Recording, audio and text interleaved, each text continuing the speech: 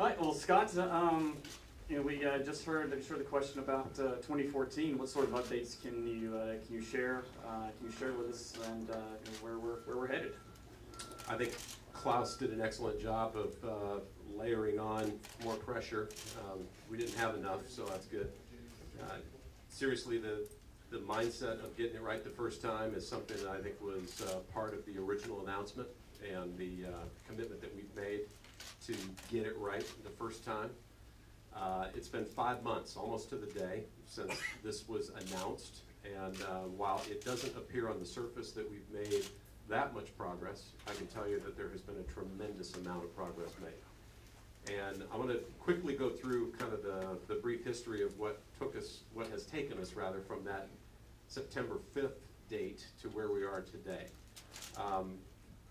First and foremost, I think we kept our promise of getting the class structure announcement out. The original words spoken in that were by the end of the year, when we realized that we had this golden opportunity at the Roar before the 24, that many of you were able to attend. It was a natural, why force this between, Christmas and New Year's when we have this great opportunity just a few days later. So bottom line is, we hit the mark there.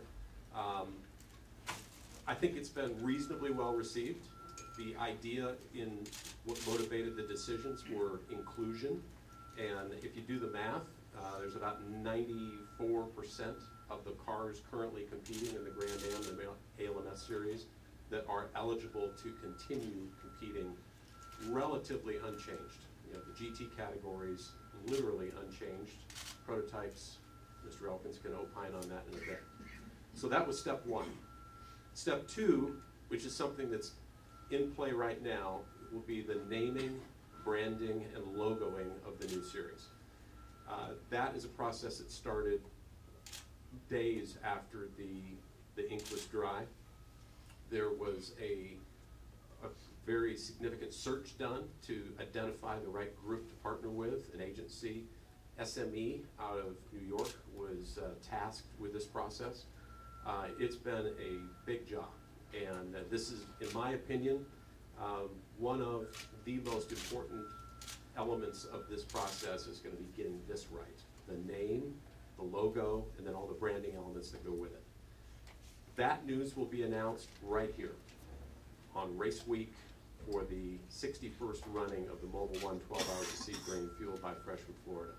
Still determining the actual details as far as time and location, but schedule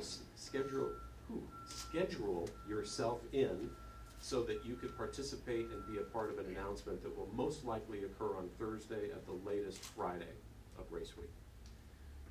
With that successfully completed, the next step will be to define the 2014 event schedule. If you look at our combined schedules right now, it's 22 races at 17 different tracks. Our goal to open up in 14 will be to have no less than 10, no more than 12. If you are an ALMS team, you'll have a 24-hour race added to your agenda.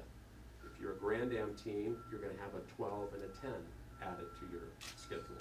We're going to be very careful not to load up the cost side of the equation, because these race cars and these teams run by the hour and by the mile. So a solid schedule and a good start in 14, but we're not going to be over the top in that area.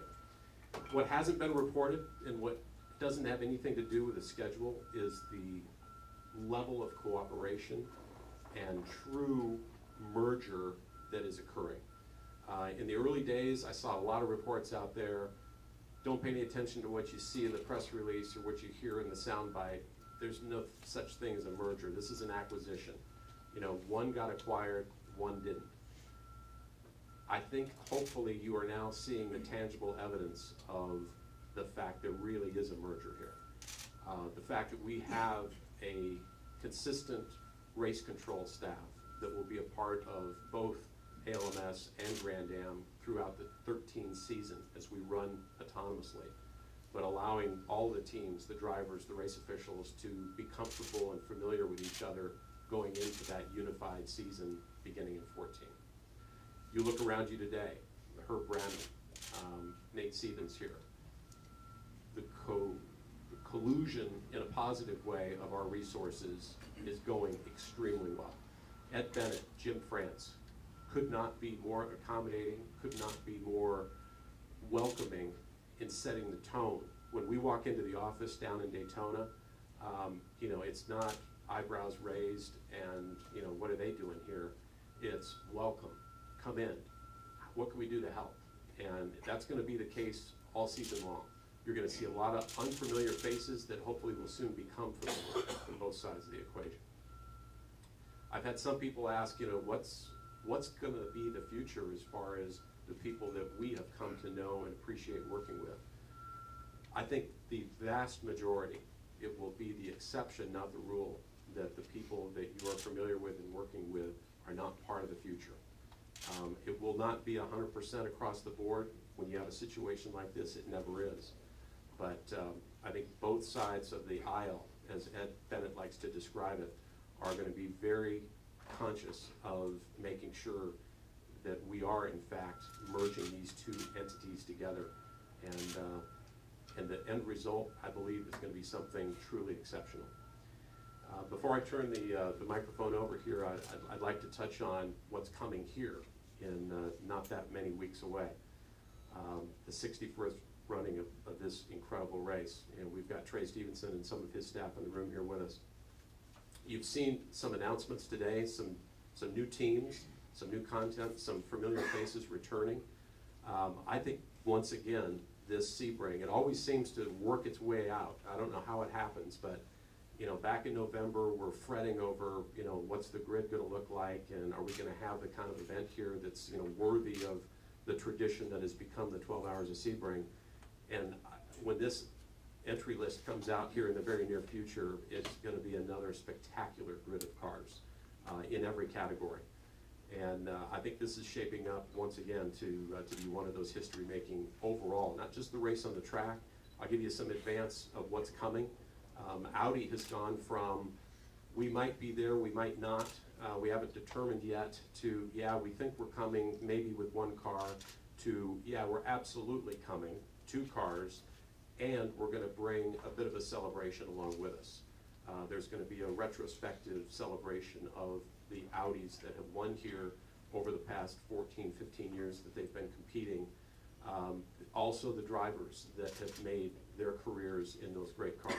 So another attraction, another element to the weekend that not that long ago we didn't even realize was possible.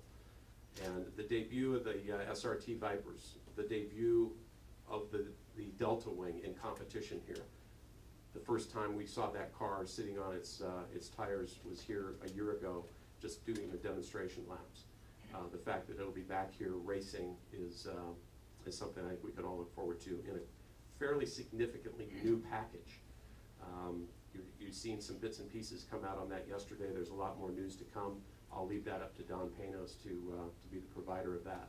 But bottom line is, this Sebring is shaping up once again to be another epic 12-hour endurance race, and I think it'll be a fine way to kick off our 2013 season.